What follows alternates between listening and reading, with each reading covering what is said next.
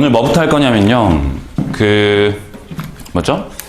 오늘 나간 프린트는 이거는 여러분들 꼭 다음 시간까지 풀어왔으면 좋겠어요. 풀어오시면 다음 시간에 질문을 받을 테니까 풀어오시고, 그 다음에 오늘 진도 나갈 건 요거 확률과 통계 워크북이라고 되어 있죠. 워크북이 이제 문제풀이 연습용이에요. 그래서 그러니까 흔히들 말하는 기본 유형이랄까? 기본 유형부터 뒤쪽에 가면 조금 어려운 문제들까지 쭉 연습할 수 있게끔 되어 있는 문제집이고, 워크북 문제집이고, 그죠? 그래서 뭐랄까, 진짜로 흔히 그냥 우리 문제집에서 볼 수 있는 형태의 문제들도 꽤 수록이 되어 있고요. 아무튼 그렇습니다. 그래서 일단은 좀 여러분들 좀 쌤이 어삼시사랑 프린트랑 이렇게 해본 결과 문제풀이 양이 조금 부족한 것 같아서, 아닌가? 그래서 좀 문제량을 좀 늘렸어요. 그래서 그리고 확률과 통계는 아시다시피 수원하고 미적분에 비해서는 어렵지 않거든요. 확실히 어렵지 않아서 그러니까 킬러 문항이라고 불릴 만한 문제들이 없어요, 사실상. 킬러 문항. 물론 가끔 19번에 위치해 있기도 하지만 확률과 통계가. 근데 19번 문제로 확률과 통계가 나온다 하더라도 크게 어렵진 않거든요. 그래서 어느 정도 선을 딱 지키면서 기본 문제들 충분히 연습을 하면 될 겁니다. 다만 확률과 통계 과목 구성이 어떻게 되어 있죠, 여러분들? 알아요? 그 단원 구성? 단원 구성이 어떻게 되어 있어요? 첫 번째, 경우의 수부터? 경우의 수부터 있나요? 단원 구성? 어떻게 되어 있어요? 아니, 수능 본다는 사람이 단원을 모르면 어떡해. 그러니까 어디서부터 되어 있냐면요, 조합부터 되어 있어요. 여러분들 경우의 수와 순열 조합은, 그러니까 조합인데 조합도 그냥 생 조합이 아니고 중복 조합부터 아마 확률과 통계 단원에 수록이 되어 있잖아요. 그렇죠? 그래서 수능의 직접 출제 대상은 중복 조합부터가 맞아. 근데 경우의 수 및 순열하고 조합의 기본은 어디서 배워요? 고1 때 배웠죠. 그래서 아마 기억 속에서 많이 사라져 있을 텐데 거기가 출제되지 않는 게 아니거든요. 그러니까 예를 들어서 여러분들 구구단이 출제 대상이라고 평가원에서 아무도 얘기하지 않잖아. 그러나 구구단은 당연히 출제되어 있죠. 그러니까 그걸 뭐라고 부르냐면 간접 출제라고 불러요. 실제 평가원이 수원하고 수투하고 지금 확률과 통계 이렇게 수능 출제 범위로 제한을 했잖아. 근데 그걸 뭐라고 표현을 하냐면 직접 출제 범위라고 표현을 해요. 실제 평가원이 내놓은 뭐라고 하지? 문서? 보면 직접 출제 대상이 있고 간접 출제 대상이 있어. 그러니까 간접 출제 대상이라는 건 문제를 풀 때 필요한 뭐랄까 과정 속에서, 그러니까 풀이 과정 속에서 포함되어 있는 거. 사실은 방정식의 실근 구하는 것 같은 경우는 언제 배워요? 1학년 때 배우잖아. 당연히 그런 것들이 몽땅 다 포함되어 있는 거죠. 그렇지? 그것처럼 경우의 수 및 순열 조합도 간접 출제 대상으로서 반드시 정리가 되어야 할 내용 중에 하나예요. 무슨 말인지 알겠죠? 그리고 실제 보면 크게 이제 확률과 통계 구성을 보면 이렇게 되어 있죠. 그러니까 쌤이 그냥 경우의 수라고 할게요. 경우의 수. 이 안에는 이제 순열과 조합, 뭐 중복 조합 등등등이 좀 있어요. 가 있고, 그 다음에 뭐 있죠? 확률이 있죠? 확률. 그 다음 세 번째 뭐가 있습니까? 통계 단원이 수록되어 있어요. 사실상 이 통계 단원은 어느 정도 수준으로 출제가 되느냐면 역사적으로도 진짜로 교과서에 있는 유제만 달달달 암기해도 다 맞을 수 있을 정도로 출제가 됐었어. 단 한 번도 그 이상을 벗어난 적이 없었거든요.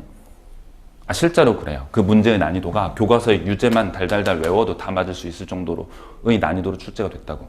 어렵게 출제된 적이 단 한 번도 없었어요. 그 어렵게 출제될 수 없는 이유가 있긴 있어. 왜냐면 통계에 나와 있는 모든 내용들은, 그러니까 모든 내용이라고 하긴 좀 그렇고 한 95%의 내용은 증명을 하지 않아. 증명해 놓은 게 없거든요. 전부 다 어떤 성질이 있음이 알려져 있다. 이런 표현이 굉장히 많아요. 통계 단원 가면은 알려져 있다. 알려져 있다. 그러니까 어떤 수학적 사실을 실제로 증명하지 않기 때문에 그 증명 과정을 완벽하게 이해하면 그걸 통해서 추론해서 뭔가를 해결할 수 있을 텐데, 고난이도의 어떤 무엇을.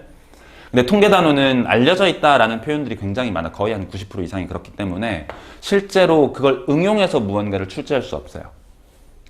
그런 게 있어요. 그래서 통계는 진짜로 유제만 달달달 외운다 하더라도 다 맞을 수 있을 정도고, 그럼에도 불구하고 확률과 통계도 대략 한 8문제에서 10문제 정도 출제가 되거든요. 보통 한 8문제가 출제돼요, 수능에서. 근데 어디에 배치가 되느냐면 주로 18번, 19번. 그러니까 확률과 통계 단원에서 어려운 문제가 18번, 19번, 혹은 28번, 29번. 이 정도가 이제 맥시멈 난이도인데, 그 맥시멈 난이도조차도 통계에서는 제외가 돼요. 거의 다. 거의 통계 문제로 출제 안 되고, 어디랑 어디 결국? 여기랑 여기. 제일 많이 어려운 게 어딥니까? 확률. 그죠? 근데 확률을 잘하려면 뭘 잘해야 돼? 당연히 경우의 수를 잘해야 되겠죠. 그죠? 그래서 사실은 경우의 수와 확률, 실제 이런 경험도 많을걸요. 여러분들 무슨 2학년 때도 그렇고 뭐 선행을 해본 친구들이나 아니면 윈터 때 특강을 들었던 친구들이나 통계 진도 제대로 나가던가요? 통계 진도 제대로 나간 적이 있어?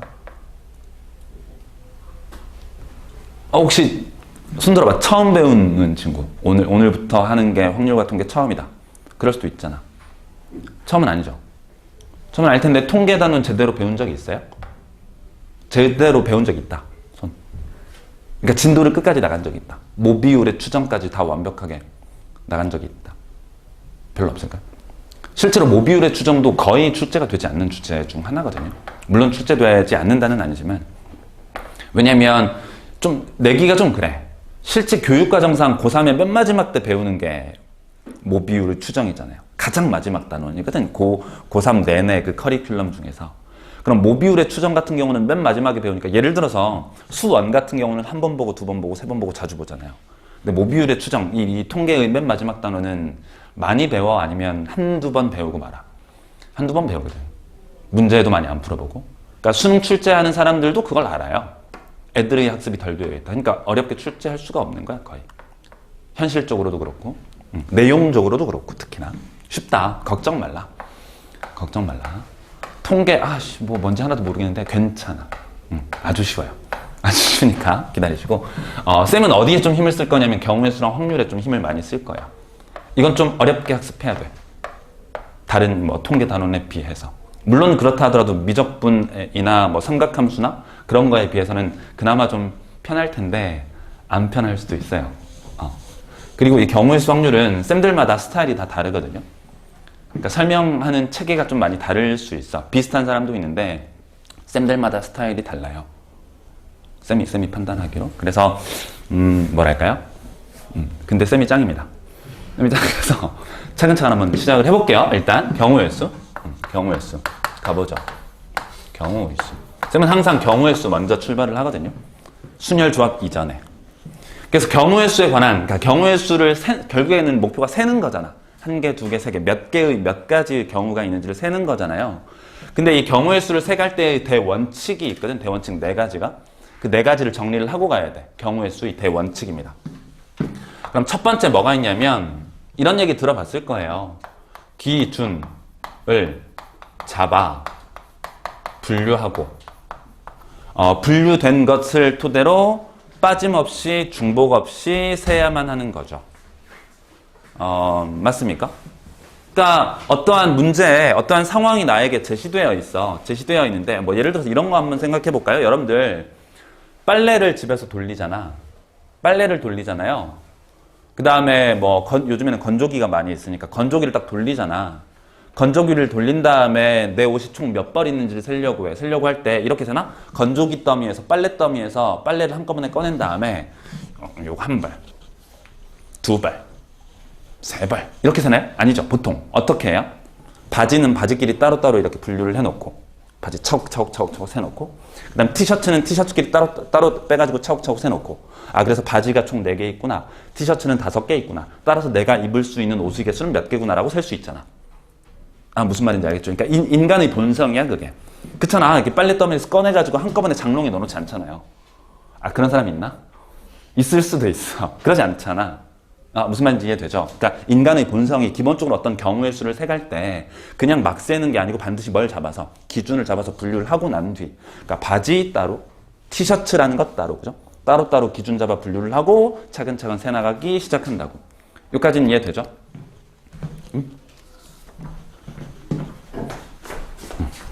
일단 요거. 그래서 이제 기준을 잡아 분류를 해가는 게 기본인데, 간단하게 한번 예를 들어 설명을 해볼게요. 어렵지 않거든요.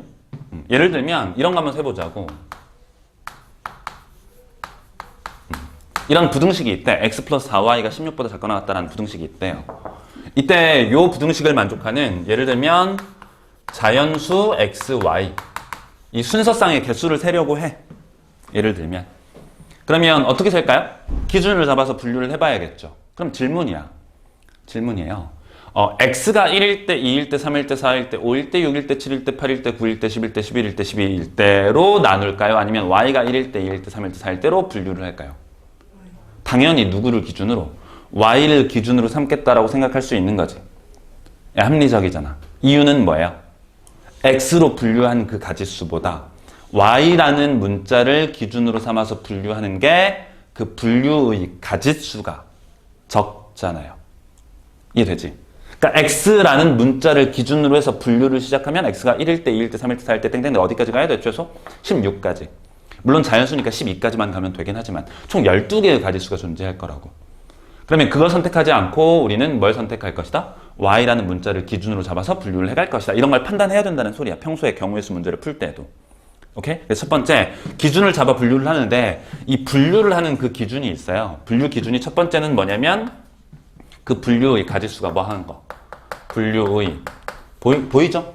분류의 가지수가 적은 녀석을 기준으로 삼는다라는 거예요. 이게 첫 번째 원칙이야.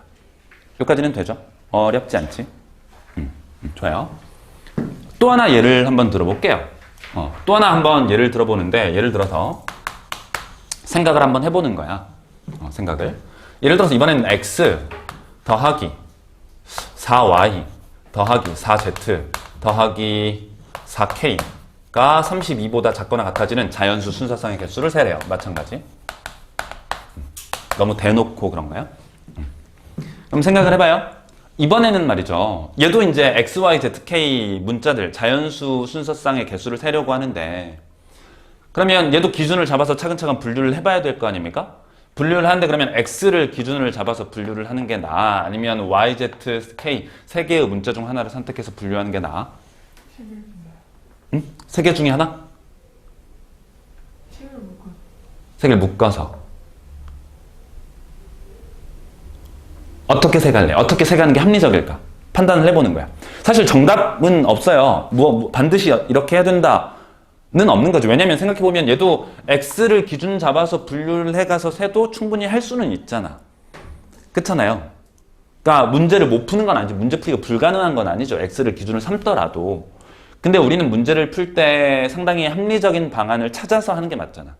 최대한 합리적으로 생각하는 게 맞으니까. 물론 얘도 y 또는 z 또는 k라는 문자, 예를 들어서 y라는 녀석을 기준으로 삼아서 분류를 해가도 돼요. 근데 생각해볼까? 그럼 y라는 녀석 기준으로 세보면 y가 1일 때 우리는 또 뭐 해야 돼? x 더하기 4z 더하기 4k라는 녀석이 뭐보다 작거나 같은 순간? 28보다 작거나 같은 순간을 또 세야 되잖아. 그러면 또 z랑 k에 대해서 또 분류를 해야 되잖아요? 쌤말 무슨 말인지 이해돼요? 근데 생각해보면 만약에 x라는 녀석을 기준으로 삼는다고 치면 x가 1일 때는 어떻게 돼요? 4y 플러스 4z 플러스 4k가 얼마보다? 31보다인가요? 31보다 작거나 같은 경우를 세면 되는 거니까 4로 나누면 좀 더 식이 간단하게 정리되고 효과적으로 셀 수 있게 되는 거죠. 그치? 오케이? 즉 이런 거예요. 그러니까 원칙이 두 가지인데 첫 번째는 기본으로는 분류의 가지수가 적은 녀석을 기준을 삼아서 차근차근 분류하고 세가는 게 맞는 건데, 이렇듯 어떤 공통된 성질을 갖고 있는 문자들 혹은 상황들이 존재한다면 걔네들을 제외한 뭐인 경우? 특별한 문자, 특별한 상황을 기준을 잡아서 분류를 해가는 게 합리적이다라고 판단할 수 있는 거라고. 무슨 말인지 이해되겠죠? 그러니까 그게 두 번째 원칙이야. 원래 일반적으로는 분류의 가지수가 적은 것들을 기준으로 삼아서 분류를 해가는데 특별한 경우에 특별한 상황, 특별한 문자 혹은 상황을 기준을 삼아서 분류를 해가는 게 훨씬 더 합리적으로 경우의 수를 셀 수 있을 것이다 라는 거예요. 이해되죠? 또 간단하게 한번 예를 들어볼까요? 예를 들어서 이런 거 많이 해봤을 거예요. 색칠 공부. 그죠? 자주 나오는 문제죠. 경우의 수에서. 여느 문제집이든. 하나, 둘, 셋, 넷, 5개의 영역이 있어요. 그죠? 이 5개의 영역을 예를 들어서 4가지 색을 모두 혹은 일부만 사용을 해서 칠하는 경우의 수를 한번 구해보려고. 오케이? 그러면 여기 각각의 영역에다가 색하는데 이웃하는 영역, 변이 이웃하는 영역은 서로 다른 색으로 칠하라는 문제 본 적 있죠, 다들? 본 적 있잖아. 맞아요? 그러면 차근차근 칠하기 위해서 어느 하나를 칠하기 시작해야 되겠잖아요? 그럼 이제 쌤이 물어보는 거야. 어디서부터 칠해 갈래요? 어디서부터 칠하는 게 합리적일까를 생각해보면 어디부터 칠할래? 1번, 2번, 3번, 4번, 5번 어디? 1번부터 일반적으로 생각할 수 있는 거죠. 왜냐면 다른 영역에 비해서 얘는 뭐 하니까 특별한 상황이니까 라고 판단할 수 있는 거라고요. 이해됩니까? 물론 쌤 저는 이 녀석이 좀 특별하다고 생각을 하는데요. 그럴 수도 있죠. 왜냐면 이 안에 있는 영역은 이웃하는 변의 개수가 하나, 둘, 3개나 있으니까. 얘 같은 경우는 2개고 얘 같은 경우도 양쪽 2개, 얘 같은 경우는 2개니까. 쌤 얘가 3개니까 제일 많잖아요. 그래서 얘를 기준으로 삼을래요 라고 해도 괜찮은 거죠. 그러니까 일반적으로 보통 이 첫 번째 맨 위에 이웃하는 영역이 1개인 이 특별한 상황을 기준 삼아서 분류를 해갈 수도 있고 혹은 아래에 있는 이 가장 이웃하는 변이 많은 이 특별한 상황을 기준 삼아서 분류를 해갈 수도 있다라고 답하면 된다는 거예요. 이해되겠죠? 여기까지는 이해되죠? 네. 잠시만요.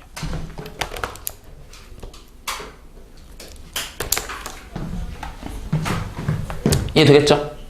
특별한 상황을 기준을 삼아서 분류를 해갈 수 있다. 여기까지는 되지? 어렵지 않죠?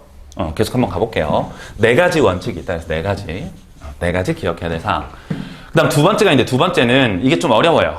어렵습니다. 어려운데 1대1 대응을 만들어야 돼요. 1대1 대응 상황을 만든다.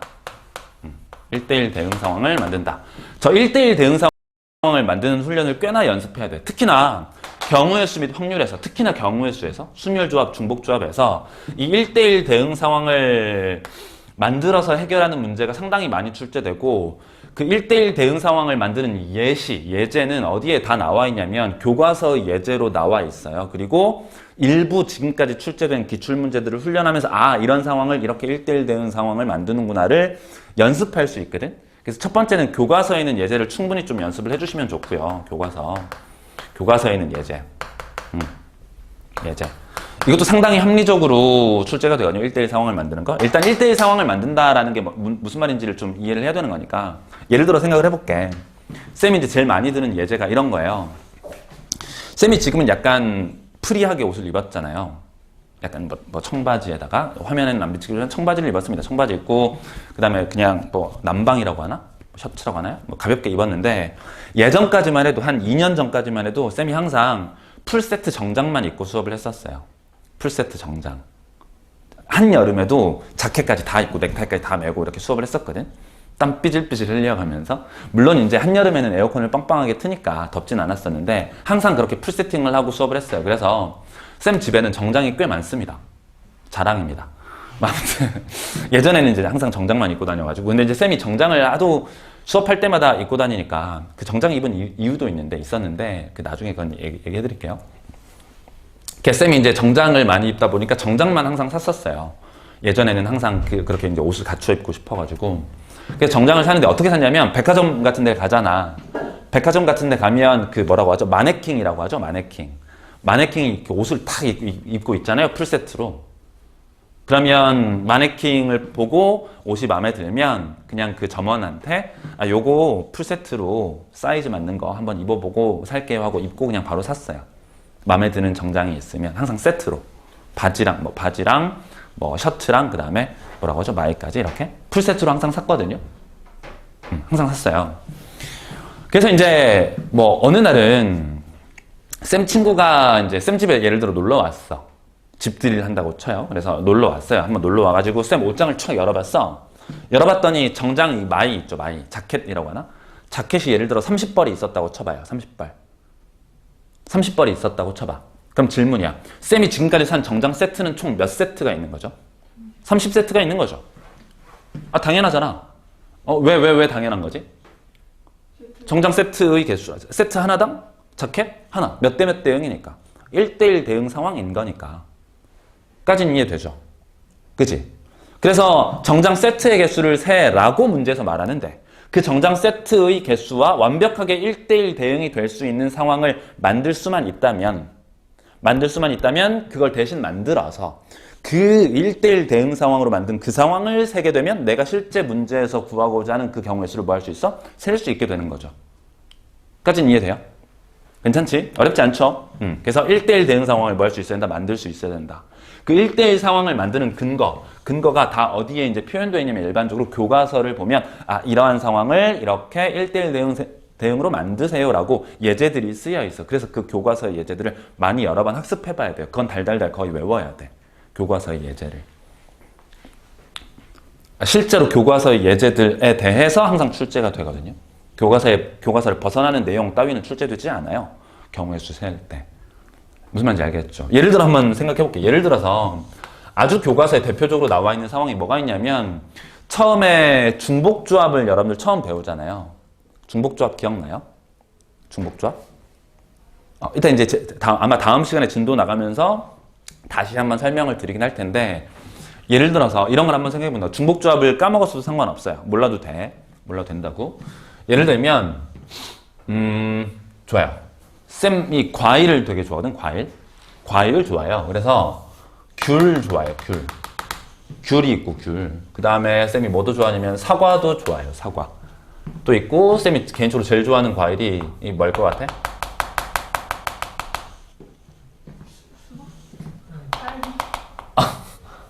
그렇구나. 수박이래. 딸기가 있어. 딸기. 그래서 귤도 집에 예를 들어서 잔뜩 있고 사과도 잔뜩 있고 딸기도 잔뜩 있어요. 그래서 과일을 먹으려고 하는데 쌤 예를 들어서 엄마가 이렇게 말했어. 야, 살찌니까 5개만 먹어. 이렇게 딱 했어요. 물론 쌤은 살을 쪄야 되긴 하지만 살찌니까 5개만 먹어. 이렇게 했어. 예를 들어서 5개만 먹으래. 그래서 이제 그러면 이 귤하고 사과하고 딸기 이 세 종류의 과일 중에서 5개를 꺼내서 먹을 건데 그럼 5개를 꺼내서 먹는 방법의 수는 총 몇 가지냐를 세려고 한다고. 아마 눈치챈 친구들 있을걸? 중복조합 입장에서 보면 어떻게 쓰나요? 이거 기호 표현하면? 3. 서로 다른 3개 중에서 중복하라고 해서 몇 개 뽑아? 5개를 뽑는 거잖아요. 그죠? 이 녀석을 우리 어떻게 계산을 하느냐면 어떻게 계산하지? 기억나? 기억 못해도 상관없다 그랬어. 지금부터 7C 5 혹은 7C 2 이렇게 계산을 합니다. 하는데 실제 이 H라는 기호와 C라는 기호가 이렇게 등호가 성립한다라는 걸 보여주기 위해서 실제 교과서에서 어떤 예제를 통해서 보여주냐면 이렇게 통해서 보여줘요. 예를 들어서 봐봐. 예를 들어서 뭐 귤 5개, 그러니까 귤하고 사과하고 딸기 중 5개를 선택해서 먹는 방법들 중에는 이런 방법이 있겠죠. 첫 번째, 귤만 몇 개? 귤 몇 개? 생각해봐. 귤만 몇 개? 5개를 먹는 방법이 있을 거 아니에요, 그죠? 귤만 5개? 이런 경우도 있을 거고요. 가다 보면 예를 들어서 귤을 몇 개? 2개. 뭐 사과 하나. 그 다음에 딸기 2개. 뭐 이렇게 먹는 방법도 있겠죠. 쭉 가다 보면 어떤 방법도 있냐면 뭐 있을까? 사과가 몇 개? 1개. 그 다음 딸기가 총 몇 개? 4개인 이런 상황도 존재할 거라고. 그래서 마지막에 딸기 5개를 먹는 상황이 쭉 있을 거라고. 괜찮죠? 그래서 몰라도 돼. 여기서부터 출발해서 여기까지 5개의 과일을 먹는 전체 방법 수는 암산해보면 총 21개가 되거든요.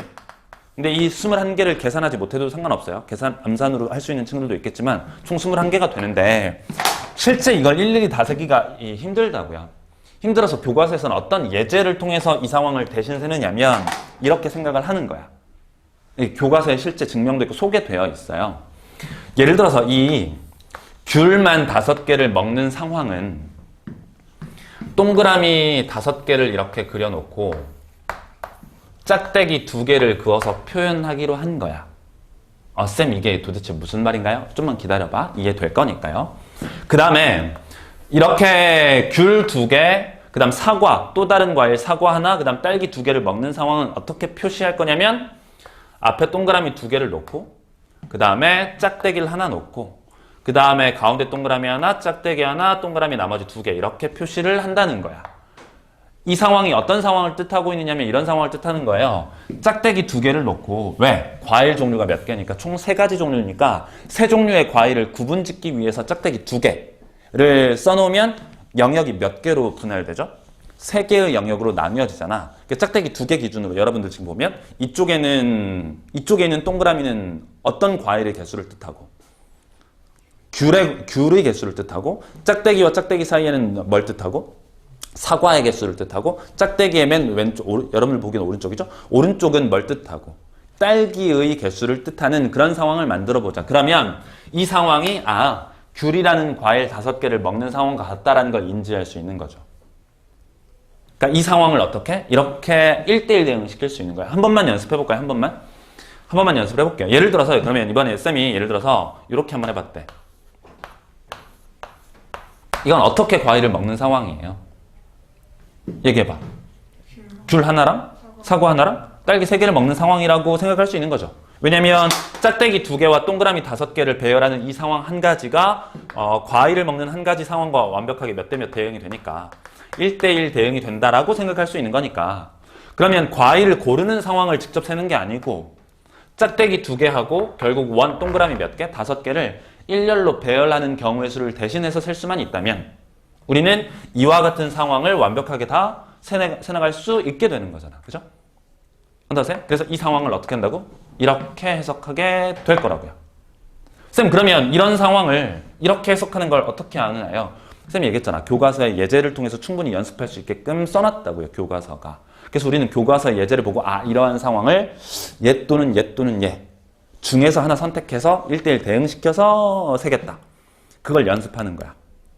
오케이? 예를 들어서 문제에서 이렇게 출제되지 않거든요. 서로 다른 5개의 과일 중 중복을 허용해서 3개의 과일을 먹는 경우의 수. 이렇게 대놓고 중복조합이다라고 출제하지 않거든. 여러 가지 문제의 상황을 여러분께 제시할 거라고. 이런 경험 많잖아. 문제를 읽었는데 이거 순열 써야 되는 거야, 조합 써야 되는 거야, 중복 순열 써야 되는 거야, 뭐 써야 되는 거야, 중복 조합 써야 되는 거야. 잘 모를 때가 있잖아. 이해되나요? 그죠? 그걸 판단하는 훈련을 해야 된다고요. 이해는 되죠? 그치? 이게 두 번째. 조금만 더 해볼까? 조금만? 쌤이 작년에 이 확률과 통계 그 재수생 친구들 수업할 때 작년에 OT 때 처음 딱 예제를 써줬어요. 예제를 써줬는데 그게 그해 6월 모평이었나? 9월 모평이었나? 작년이죠. 모평에 딱 똑같이 29번에 출제가 된 거야. 그래서 애들이 쌤한테 메일을 보냈어. 메일 딱 보내고 쌤이 설명해주고 똑같이 나왔는데 뭐 이러면서 되게 잘 맞췄다고 다행히. 근데 3점짜리 하나 틀렸고 97점 맞았다고 이러더라고. 아무튼 그건 맞췄는데 4점짜리 29번 맞췄는데 아무튼 그랬던 친구가 있었는데 기억이 납니다. 가볼게요. 한번 연습해볼게요. 또 어떤 상황이 있는지. 뭐 간단하게 예를 들어서 요런 거 한번 해볼까요?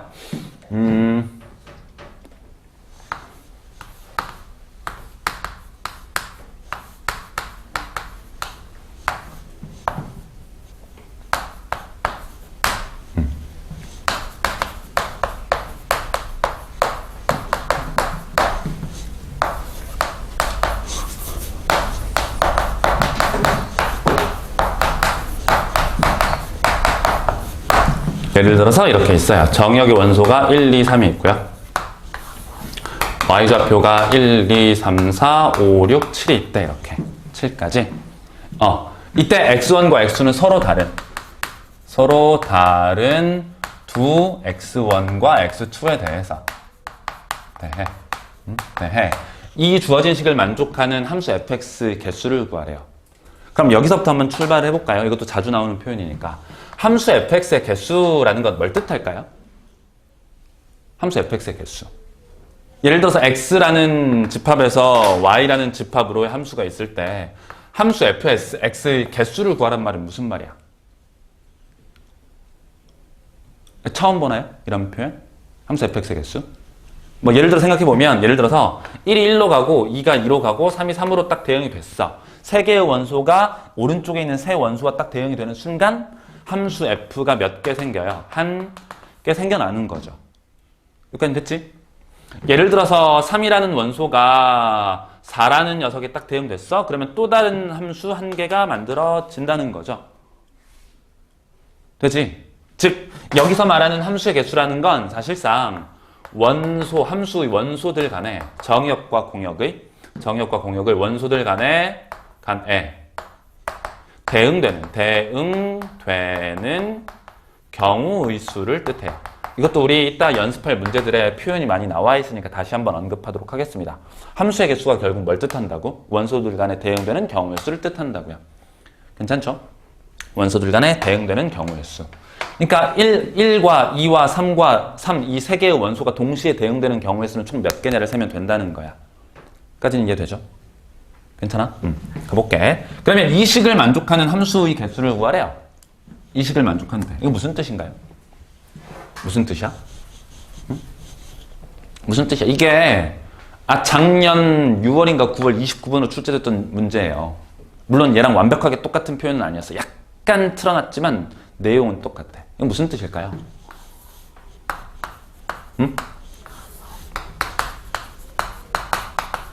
무슨 뜻이야 이거? 생각해볼까요? 예를 들어서 봐봐요. fx1과 fx2의 차이가 누구보다 크거나 같아야 돼? 2보다 크거나 같아야 돼요. 그럼 생각해봐.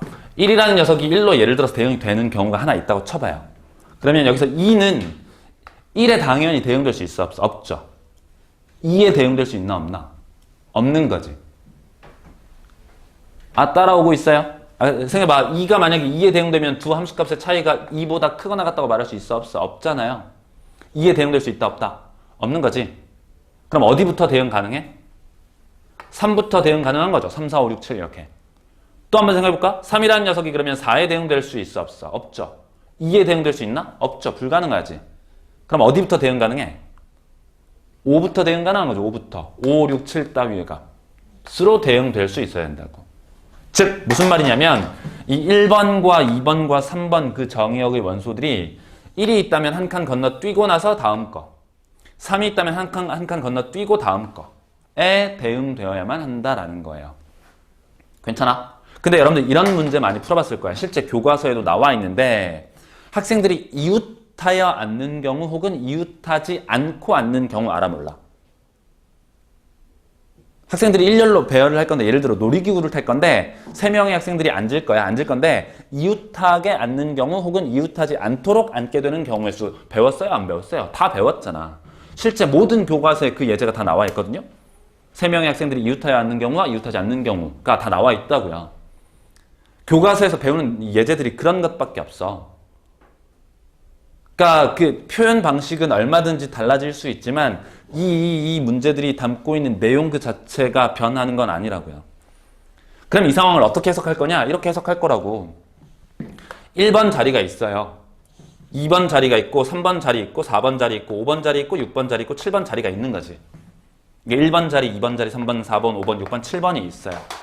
그러면 이 세 개의 원소 이렇게 생각을 해볼까? 1번 학생과 2번 학생과 3번 학생이 이웃하여 앉는 거야? 이웃하지 않고 앉는 거야? 이웃하지 않고 앉는 거죠. 그 함수값의 차이가 2보다 크거나 같다는 말은 예를 들어 1번 학생이 여기 앉았다. 그럼 2번 학생은 여기 바로 이웃해서 앉을 수 없는 거잖아. 그러니까 결국에 이 함수의 개수를 세라. 원소들 간에 대응되는 경우의 수를 세라는 말이 사실은 우리가 교과서에서 배웠던 뭘 하라. 7자리가 있는데 세 학생이 이웃하지 않도록 배열되는 방법수를 계산하시오. 랑 똑같은 문제가 되는 거라고요. 괜찮아? 무슨 말인지 이해되고 있어요? 이게 29번이라니까 29번. 어려워요? 어렵지 않지? 물론 표현은 어렵지. 그죠? 표현이 약간 당황스럽잖아요. 근데 이런 여러 가지 표현들은 그간 출제됐던 뭘 통해서 기출문제들을 통해서 학습할 수 있는 거라고. 근데 결국에는 표현 방식은 달라지지만 문제가 담고 있는 내용 그 자체의 변화는 있다 없다? 없다고요. 교과서의 예제를 벗어나지 않아. 무슨 말인지 알겠죠? 어떻게 하면 돼? 세 학생이 7자리에 앉을 건데 이웃하지 않도록 앉는 방법수를 결정하시오. 그죠?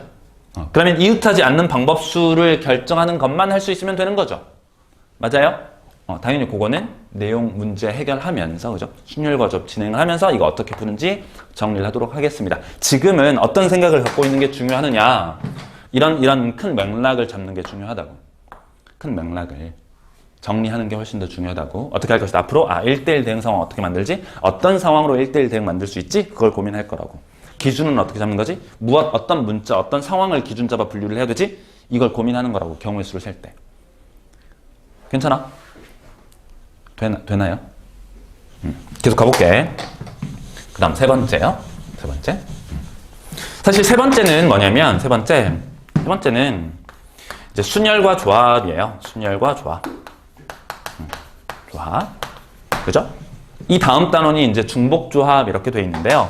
순열과 조합은 뭐냐면, 이거라고. 그러니까 쌤이 순열과 조합만 썼지만 순열과 조합 있고, 또 뭐 있지? 그 다음이? 중복순열과 중복조합이 있죠. 중복조합. 이렇게 있을 텐데, 이 1대1 대응 상황을 만들잖아. 문제 방금 봤죠? 그 문제에 표현되어 있는 그 상황을 우리가 배운 예제를 통해서 또 다른 상황으로 만들고. 근데 그러면 이웃하지 않은 상태로 앉은 경우의 수를 구하기 위해서 우리에게 필요한 도구들이 얘 아니면 얘 아니면 얘 아니면 얘인 거죠. 를 찾아서 뭐 할 수 있으면 쓸 수 있으면 돼요. 즉, 이 1대1 대응 상황을 만들고 그 풀어나가는 과정이 오직 어디 속에 있다. 이 순열과 조합, 중복순열, 중복조합 안에 있다. 이것만 명심해주면 돼. 그래서 이따가 수업 시간 때 순열과 조합 및 중복순열, 중복조합 정리를 하게 될 겁니다. 그죠? 그러니까 2번하고 3번은 그냥 한 세트라고 보면 돼. 한 세트. 보면 돼요. 그 다음에 네 번째입니다. 네 번째가 또 중요해요. 네 번째. 이 상황들을 정리해가는 게 중요해.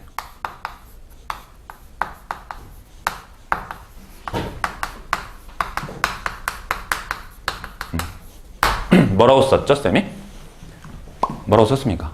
합, 곱, 목수의 법칙 이렇게 썼거든요. 이건 들어봤을 거예요. 합의 법칙은 들어봤죠. 합의 법칙은 들어봤을 거고, 당연히 곱의 법칙도 들어봤어요. 경우의 수를 할 때. 근데 목수의 법칙이라는 말은 처음 들어봤죠. 당연히 처음 들어보는 게 맞아요. 왜냐면 이건 쌤이 만든 말이거든. 실제 이 목수의 법칙이라는 건 교과서에 나와 있지는 않은 표현입니다. 교과서에 없어요. 근데 쌤이 그냥 편의상 만들었어. 사실 합의 법칙과 곱의 법칙 자체는 교과서에 쓰여 있는 표현이고 그걸 당연히 학습해야 되는데, 이 목수 법칙이라는 건 예제를 통해서, 예시를 통해서는 보여주는데 실질적으로 교과서에 언급된 표현은 아니에요. 쌤이 거짓말할 수는 없으니까. 교과서에는 안 나와 있는 표현인데 그냥 쌤이 편의상 만든 표현. 그러니까 한마디로 말하면 이거죠. 언제 경우의 수를 더할지, 어떤 상황에서는 곱해야 할지, 그리고 어떤 상황에서 경우의 수를 나눠야 할지를 아는 것, 이게 중요하다는 거야.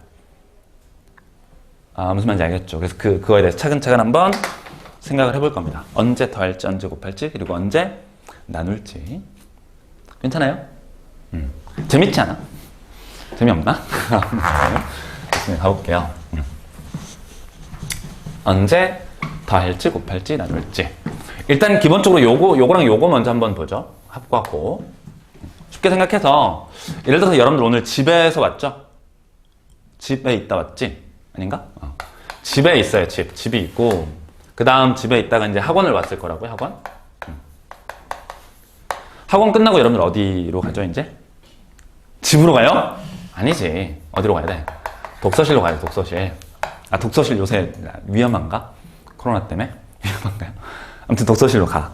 근데 예를 들어서 집에서 학원으로 가는 경로가 예를 들어서 7번 버스도 있고 6번 버스도 있다고 쳐봐요, 이렇게. 그 다음에 학원에서 독서실로 가는 경로가 3가지가 있다고 칩시다. 질문. 집에서 출발해서 독서실로 가는 경로 수는 총 몇 가지가 있나요? 6가지다라고 누구나 말할 거야. 어떻게 계산한 거죠? 2 곱하기 3이다. 이렇게 말한 거죠. 괜찮아? 그럼 이제 여기서 질문인 거야.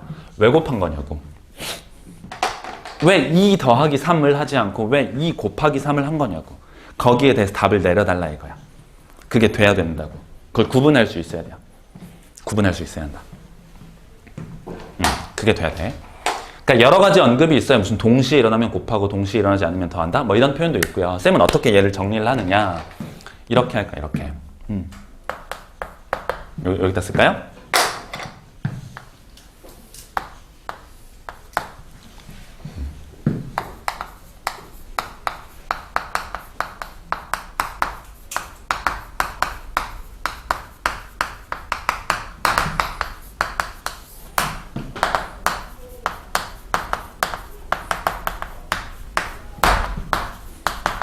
뭐라고 쓰여있죠? 경우의 수가 동등할 때는 곱하고 동등하지 않을 때는 더하는 거예요.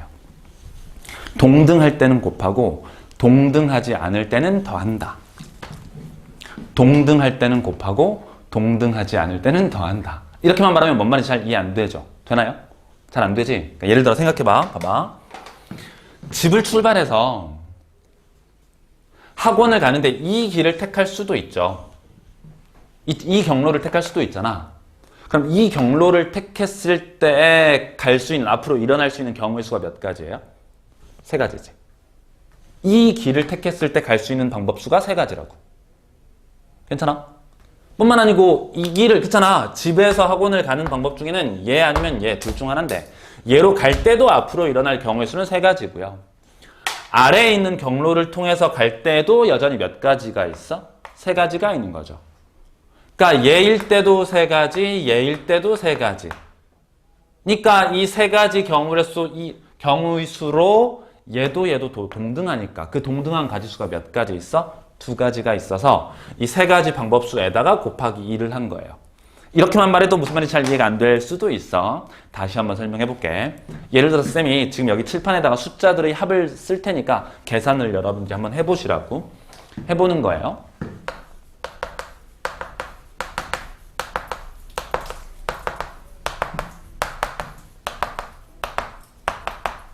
이래는 좀 오반가? 다 더 해보래. 어떻게 계산할래요, 이거?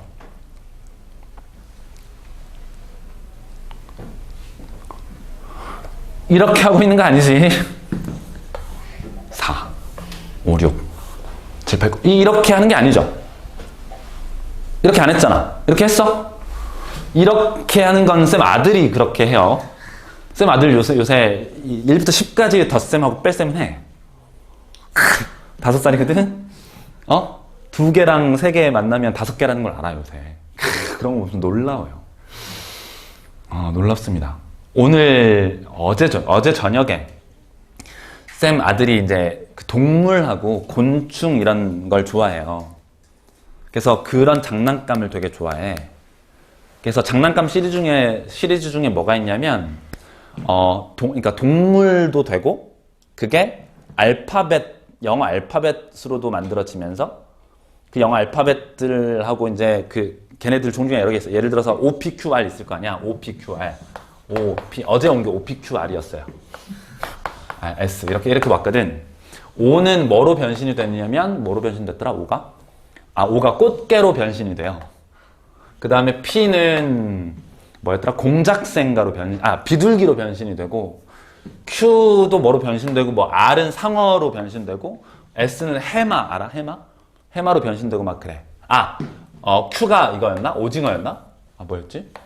오징어였나? 그랬어, 오징어. 그러니까 오징어라고 이렇게 써있더라고. 오징어라고 써있더라고. 근데 이제 P였나? 아무튼 둘 중 하나가 오징어였어요.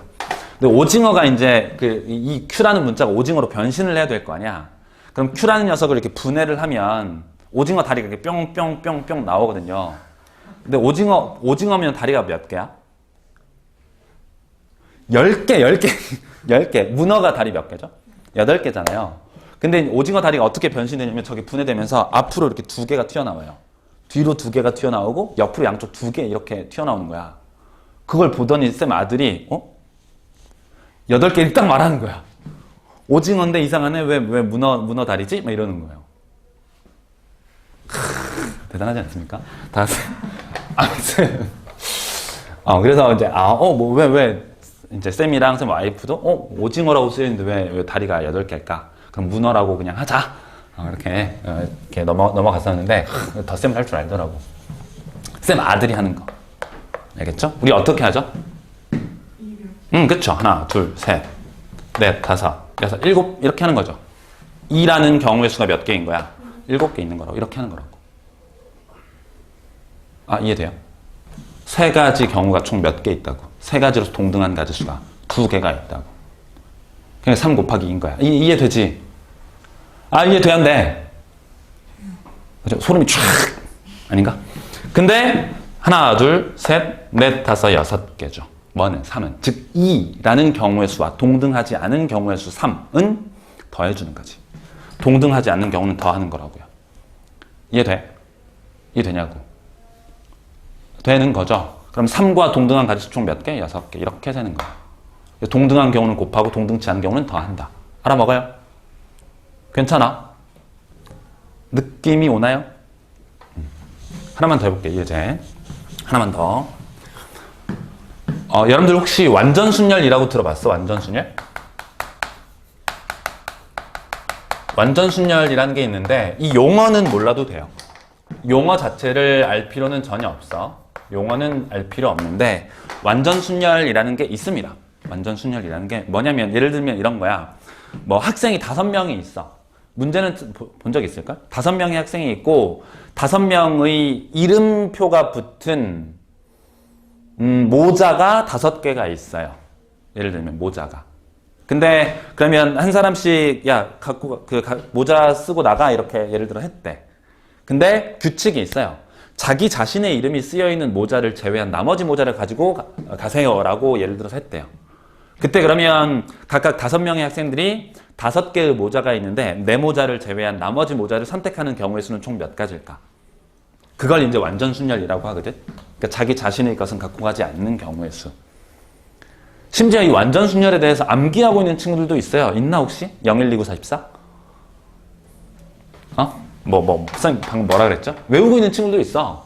0, 1, 2, 9, 44. 그 다음 265. 막 이렇게 땡땡땡. 외우고 있는 친구도 있거든요. 막 3.14, 1592 외우는 것처럼 외우고 있는 이상한 친구도 있어요.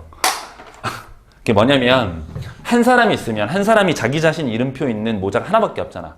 가져갈 수 있는 경우의 수가 몇 가지예요? 빵개죠? 그럼 2사람이 있으면 이렇게 가져가는 방법밖에 없잖아. 크로스로. 무슨 말인지 이해되지? 그래서 경우의 수 몇 가지? 한 가지. 3사람이면 2가지밖에 없다는 거야. 4사람이면 9가지라는 거야. 5사람이면 44가지라는 거야. 6사람이면 265가지라는 거야. 이걸 외우고 있는 사람들도 있는데 이걸 외울 필요가 전혀 없어. 왜냐면 이건 출제되지 않으니까. 저걸 암기하고 푸는 문제는 출제가 되지 않아요. 쌤이 이 완전순열이라는 예를 드는 이유는, 목적은 이걸 연습하라는 거야. 언제 더할지 언제 곱할지를 결정해 보시오. 이걸 연습하기 위해서 들어드리는 예제니까 한번 풀어본다고. 알겠죠? 풀어본다고요. 출발 한번 해볼게. 출발. 예를 들어서 쉽게 4사람으로 할까요? 4사람? 사람이 4명 있대. 학생이 4명 있어요. 1번 학생, 2번 학생, 3번 학생, 4번 학생이 있고요. 그럼 모자도 몇 개가 있어? 모자가 4개 있대. 1번, 2번, 3번, 4번. 4개의 모자가 있어요. 이 4명의 학생이 모자 4개를 가지고 갈 건데 내 걸 제외한 나머지 모자를 하나씩 다 가지고 가는 경우의 수를 구하여라. 오케이? 그걸 한번 세 볼게요. 그럼 4개짜리를 세 드릴 테니까 여러분들은 이따가 연습장에 몇 명을 해보는 거야? 5명 똑같은 방법으로 연습해 보는 거야. 알겠죠? 해볼게. 봅니다. 예를 들어서 그러면 학생이 1번 학생, 2번 학생, 3번 학생, 4번 학생이 있다고 쳐보죠. 그럼 기준을 잡아서 분류를 할 거거든? 쌤이 이렇게 이미 순서대로 써버려서 누구 기준으로 할까요? 1번 할까? 2번 할까? 3번 할까? 4번 할까? 1번, 그죠? 일반적으로 1번. 괜찮죠? 기준을 잡아서 분류를 해봐야 될 테니까. 그렇잖아요. 그럼 1번 학생이 가지고 갈 수 있는 모자는 몇 가지야? 2번 또는 3번 또는 4번이겠죠? 괜찮지? 2번 또는 3번. 그러면 2번을 갖고 가거나 또는 3번을 갖고 가거나 또는 4번을 갖고 갈 텐데요.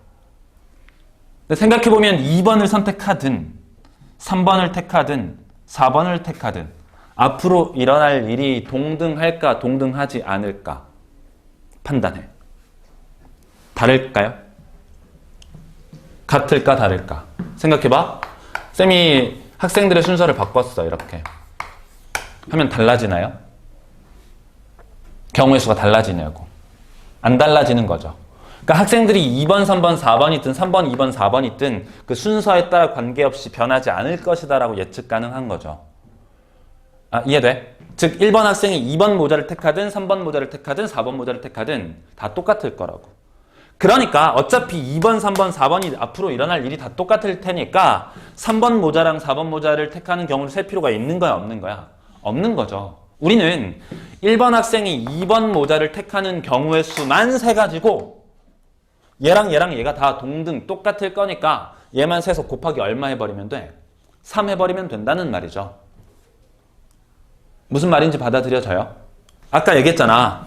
집이 있었고 학원이 있었고 독서실이 있었을 때 집에서 이렇게 있으면 이 길을 택하든 이 길을 택하든 어차피 일어날 일이 다 동등할 테니까 그러면 이 길을 택하는 경우의 수인 세 가지를 세서 곱하기 얼마 하면 된다고 2를 하면 된다고 동등할 거니까 얘든 어차피 얘만 세면 똑같은데 왜 얘를 또 세? 그럴 필요가 없잖아요. 이해되고 있죠? 다시 2번 모자든 3번 모자든 4번 모자든 다 동등할 테니까 우리는 뭘 세서요? 2번 모자를 세서 곱하기 얼마 할 것이다? 3 할 것이다 라고 세는 거라고. 괜찮아? 이 괄호 안에 뭐가 들어오면 돼? 1번 학생이 2번 모자를 택하는 경우의 수가 들어오면 되는 거죠. 되는 거 맞아요? 괜찮아? 너무 어렵나? 어렵죠? 쌤 그냥 곱하고 그냥 더하고 하면 되지. 연속으로 일어나면 곱하고 연속으로 안 일어나면 더하면 되지. 이러면 안 돼. 안 된다고. 거기에 머무르면 안 된다고. 중학생 수준에 머무르면 안 된다고. 우리는 몇 번까지 맞출 거야? 29번까지 맞출 거잖아. 그걸 목표로 하고 있잖아요. 그죠? 를 위해서 가볼게요. 그러면 2번 모자를 택했어요? 출발합니다. 이제 2번 학생이 모자를 택해야 될 때예요. 그러면 택할 수 있는 모자가 몇 번 있죠? 1번이 있고요. 3번이 있고요. 4번이 있을 거예요. 그럼 여기서 다시 한번 질문. 1번 모자를 택할 때랑 3번 모자, 4번 모자를 택할 때랑 동등할까? 동등하지 않을까? 동등하지 않을까? 동등할까? 그걸 판단해야 돼. 그리고 연습해야 돼. 그게 직관적으로 되는 친구들이 있거든요. 직관적으로 안 되는 친구들은 논리적으로라도 연습해야 된다고. 생각해볼게. 봐봐. 1번 모자는 누가 있어 이미. 모자를 택한 학생이 있죠. 근데 3번하고 4번은 모자를 현재 택하지 않은 학생들로 이루어져 있지. 그러니까 1번 모자를 택하는 상황과 3번과 4번 모자를 택하는 상황이 같은 거야, 다른 거야? 같지 않잖아. 1번은 이미 학생이 있고 모자를 택해버렸고 3번과 4번 학생은 아직 모자를 택하지 않은 상태니까 3번, 4번은 동등할지 모르겠지만 1번은 동등하지 않을 거라고 판단할 수 있다고요. 상황이. 경우의 수가 실제로 같아지는지 아닌지는 몰라. 앞으로 일어날 일이 1번 택하는 경우도 한 가지, 3번도 한 가지, 4번도 한 가지일 수도 있어요.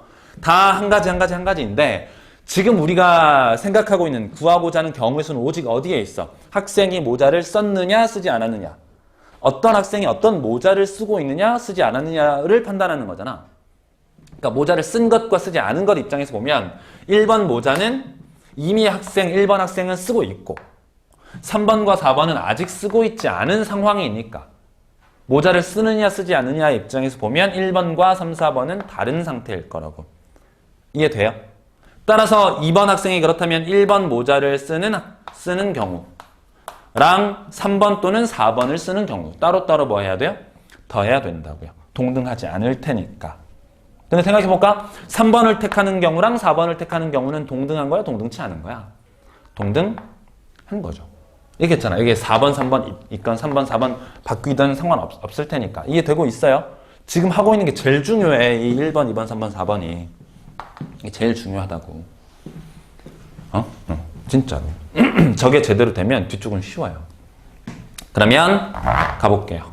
그럼 3번하고 4번을 택하는 경우는 동등할 테니까 3번 경우를 세서 곱하기 얼마 할 거라고? 2를 할 거라고. 뭐만 세서? 3번만 세서. 괜찮죠? 1번은 따로 셀 거고요. 이제 출발합니다. 2번과 1번 모자는 썼어요. 그럼 3번과 4번이 택할 수 있는 경우의 수 몇 가지 있어? 3, 4번 모자가 남을 테니까 오직 4, 3으로 쓰는 한 가지밖에 없는 거죠. 한 가지. 1가지. 괜찮지? 그 다음 3번 모자를 택하는 경우 4번 모자 택하는 경우 똑같을 테니까 곱하기 2를 썼고요. 우리는 이 안에 뭐만 쓸 것이다? 3번 모자만 쓸 것이다. 그럼 3번을 택했대? 남아있는 모자가 1번과 4번인가요? 마찬가지 몇 가지밖에 없어, 다행히. 4, 1, 한 가지밖에 없는 거죠? 자기 걸 못 쓰니까 4번은 4번 못 쓰잖아. 얘도 한 가지라고. 괜찮아? 따라 정답 얼마예요? 1 더하기 3 곱하기 3 해서 몇 가지? 9가지가 나왔네요. 지워졌네, 그죠? 0, 1, 2, 9, 44. 괜찮아? 여기까지는 돼? 이해되는 거 맞아요? 되는 거 맞지? 이게 돼야 된다고. 다시 동등한 경우는 뭐 할 것이고 곱할 것이고 동등치 않은 경우는 뭐 할 것이다? 더할 것이다. 동등한지 동등치 않은지에 따라서 언제 곱하느냐 언제 더할지냐를 결정해야만 한다고. 앞으로 계속 경우의 수 하면서 이런 거 연습할 거예요. 지속적으로. 되겠죠? 되는 거 맞지? 좋아. 잠깐만 쉬었다가요. 5개짜리 한번 연습해보고 5개짜리 연습해보고 그 다음 계속 넘어가도록 하겠습니다. 괜찮아? 좋아. 잠깐만 쉬었다 할게요.